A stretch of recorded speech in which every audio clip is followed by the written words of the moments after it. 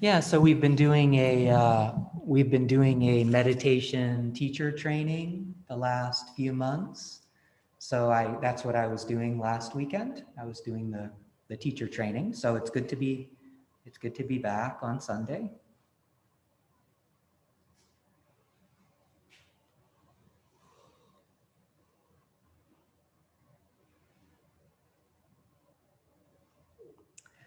So I'm just thinking about a few weeks ago, I mentioned a little bit about how Shinzan Roshi, he always really emphasized this sense of like creating good relations with people, both at the temple or, and out in society with your family, with your friends, and also with people that, it's a little bit difficult to interact with as well. So we really just emphasize the importance of, even if we need to, go a little bit more, maybe we need to give a little bit more, or we need to meet them a little bit more than halfway, that's really often good for everybody. It's easy to be stubborn and fixed about a small thing, and for that to really create separation between you and somebody. But if we can kind of just absorb that a little bit and do what we can to make good relations, um, that's a really, that feels good to do most of the time.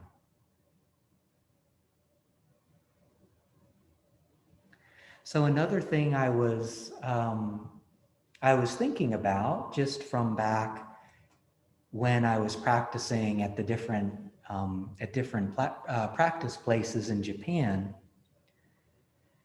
was there was really this culture of just saying yes to what you were asked to do.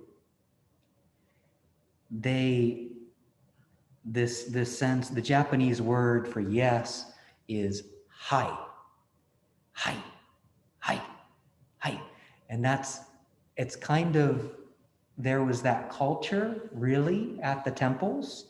It was kind of like, can you go rake the leaves? Hai. Can you go cut the carrots? Yes. Yes. It was like they wanted you to say it like immediately. There was this sense of not even thinking about it. Just, yes, okay, I'm going to go do that. Like giving yourself over to it. And like, I think that's a really powerful practice. I was thinking about that like a lot just for me and kind of reflecting on it. It's almost like, there's the tendency when we're asked to do something, maybe, to kind of calculate about it a little bit or to analyze, or, it's easy for the ego to get in there and say, well, I don't know, is that going to be good for me? Um, how much of the pie am I going to get if I say yes? Or I could potentially manipulate things a little bit in my favor, right? I know a lot about this. Um, I remember hearing a story about Yoko Ono and John Lennon, and Yoko Ono being this Japanese artist, and maybe the first time they met, or the first time they went out together, she had some kind of an art exhibition going on. And in one of her rooms, there was this ladder kind of at the center of the room. And, you could kind of see something on the ceiling there, but from the ground, you couldn't really make out what it was. And I remember reading or hearing John Lennon talk about that and how he ascended the ladder, and it was the word yes kind of pasted on the ceiling there. and how that was really powerful for him. It was like, yes, there's an openness, there's a receptivity, there's an acceptance. Yes is so different from from no. Yeah. So, just that practice of just saying yes immediately at the temples was really liberating, because it cut out a lot of the time that you would typically be calculating and thinking about and kind of analyzing. So just immediately, yes, I'll do that. Yes. And then you just go do it. So you're totally engaged in it. It's like saying yes to life rather than kind of like leaning away from it or avoiding it or resisting. It's like fully kind of pouring yourself into it. Yes. Okay. I remember one time in particular when I did not say yes. I remember one of the monks was leaving to go visit his family for a few months or a few weeks or a few months, something like that. And he was the person who, at the temple entrance, there's a huge bonsho, what they call, kind of like a temple bell. And that gets rung in the morning, lunchtime, and then also in the evening. And his responsibility, he would always ring it lunchtime and in the evening.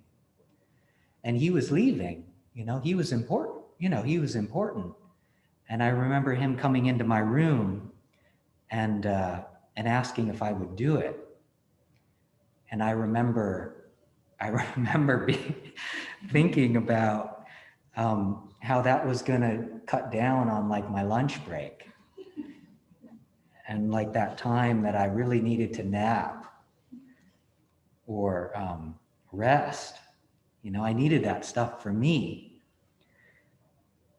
or so I was in that place.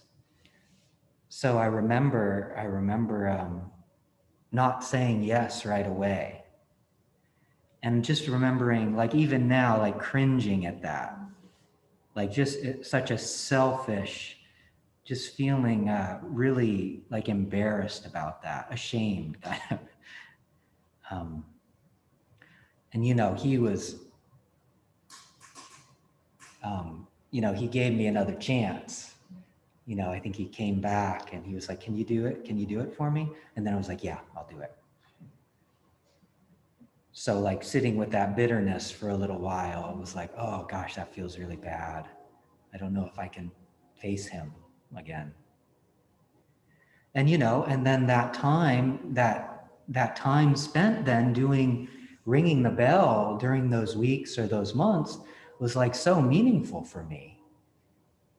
Like once I had committed, once I had just said, yeah, that's what I'm going to do, it was like I really, that really connects you with the temple grounds and just the process of ringing the bell and really being fully with it. And it was a really fruitful experience for me that if I had just stayed in this sense of like a small self, that really would have closed me off from something else in life that really there was a fullness to, an aliveness to. So, that just kind of willingness to say yes to things. There was a Zen master a little while back.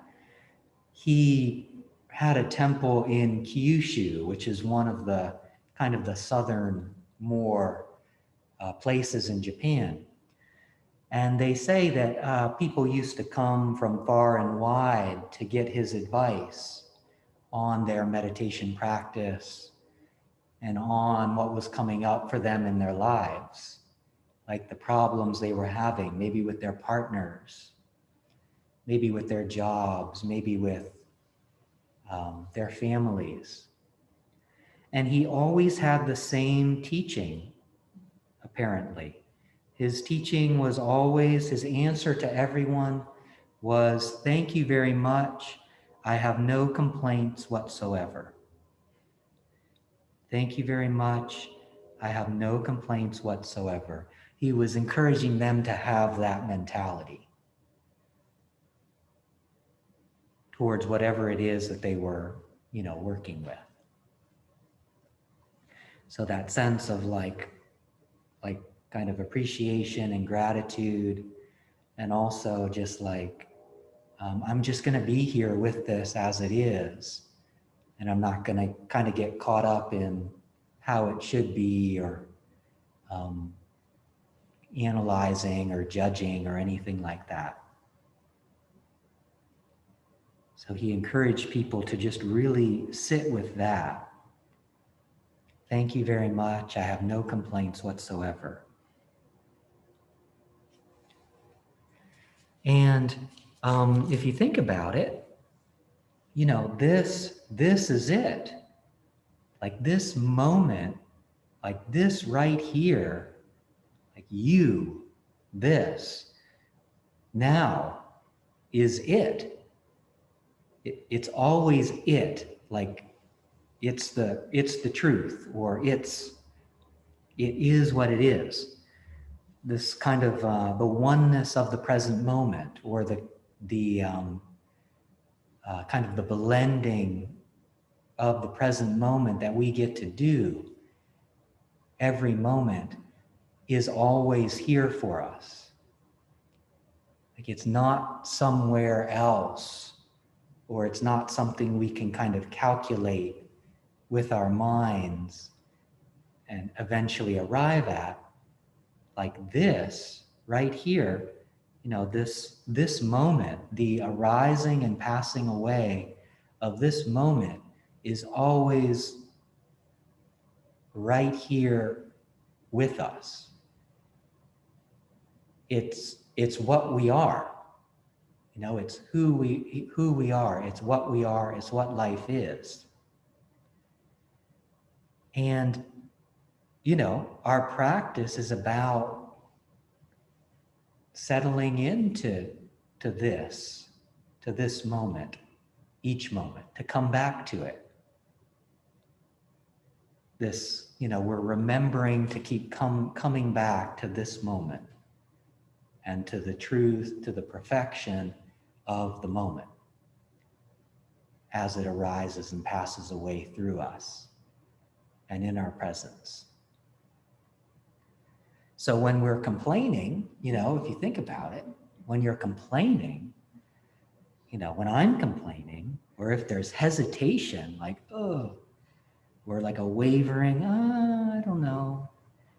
It's like right away, we're out of that.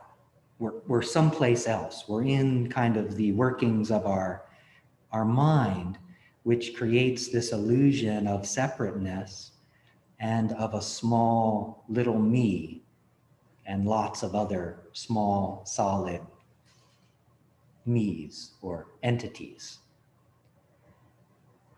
So, it's easy to kind of get caught up in that world of complaining, or kind of analyzing, or calculating. And it's a nice reminder that this teacher is, giving to his students, like, okay, well, I'm not going to have any complaints. Thank you very much. I'm just going to be in this moment. Like, I'm just going to be me. Like, if I have to go rake the backyard, like, I'm just going to engage with the truth of that's there.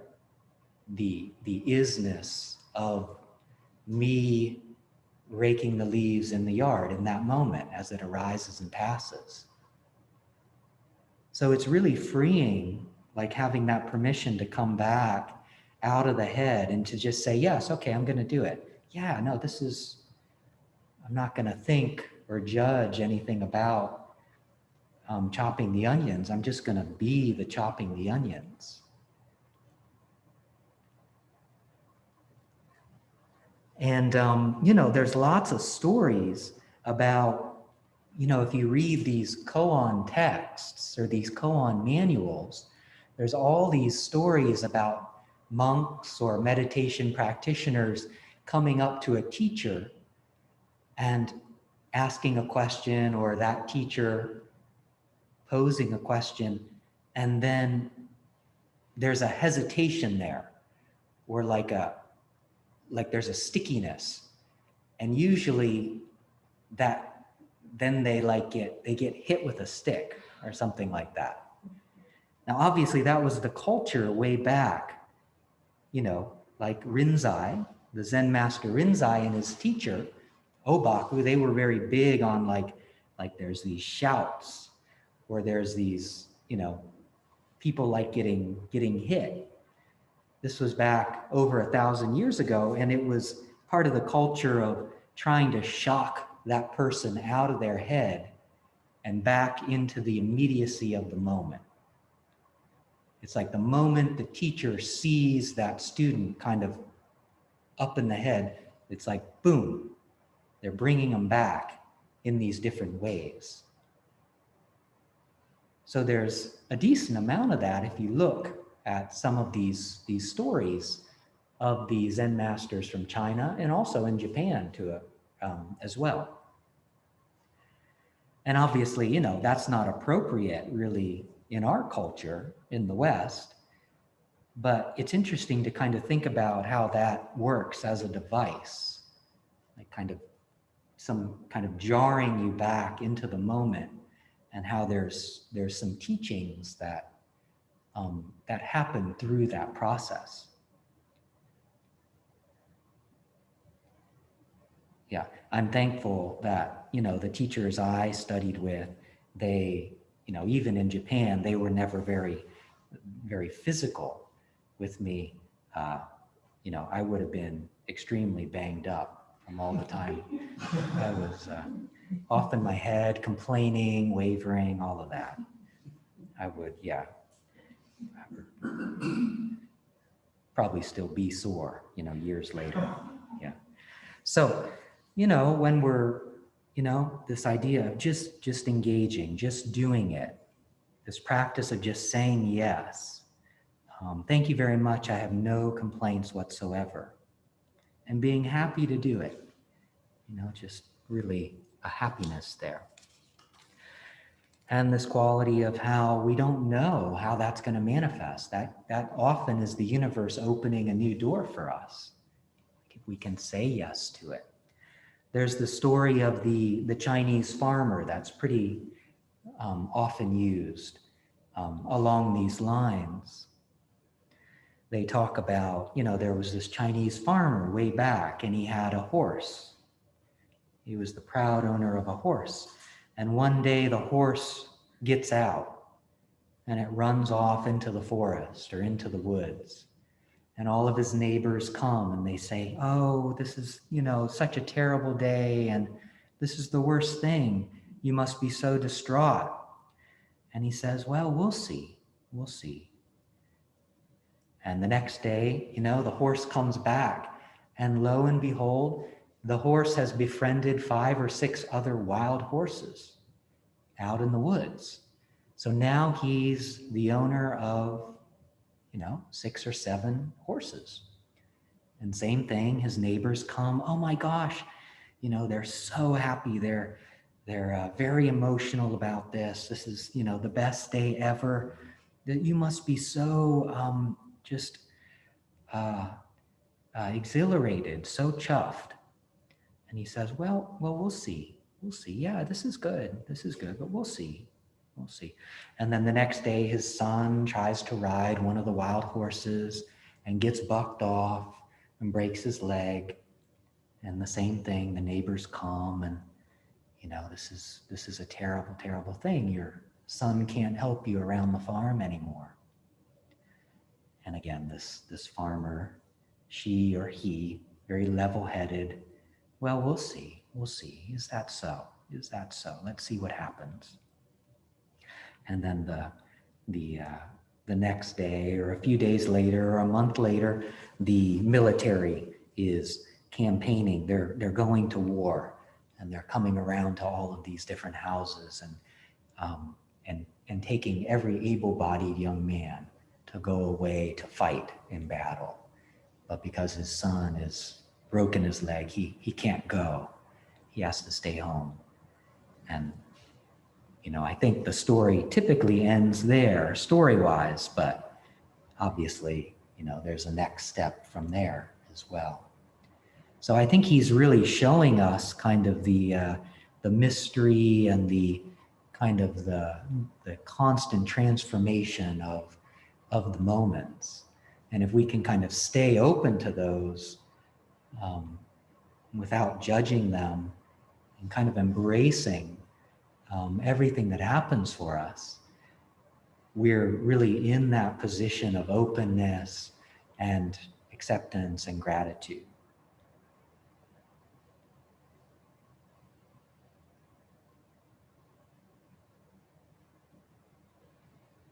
So when we practice tonight, just perhaps you want to explore kind of having this sense of yes towards whatever arises for you in your practice. Whatever thoughts, good or bad, pleasant or unpleasant, want to arise, what would happen if you said yes and you made space for them? What happens if the different feelings, the memories, what happens if you kind of were like, yeah, okay, you can be here. Let's see what happens. So, just in your practice, doing your very best to kind of provide a space for whatever wants to come and go, providing kind of that platform, allowing yourself to be the change that's happening moment to moment, just settling into being this moment, just being the universe as it unfolds through you, as you. And also noticing maybe the times when there's a little bit of a hitch there, when you head up into your head and you start having, kind of a constriction around something for a particular reason. Just bringing awareness to those times as well. And once again, settling back into your body, into your breath, and into that place of openness and kind, curious attention. Settling back into that place of just saying yes to whatever needs to have its voice within you. So we're going to do a little bit of walking practice now. Thank you very much for listening.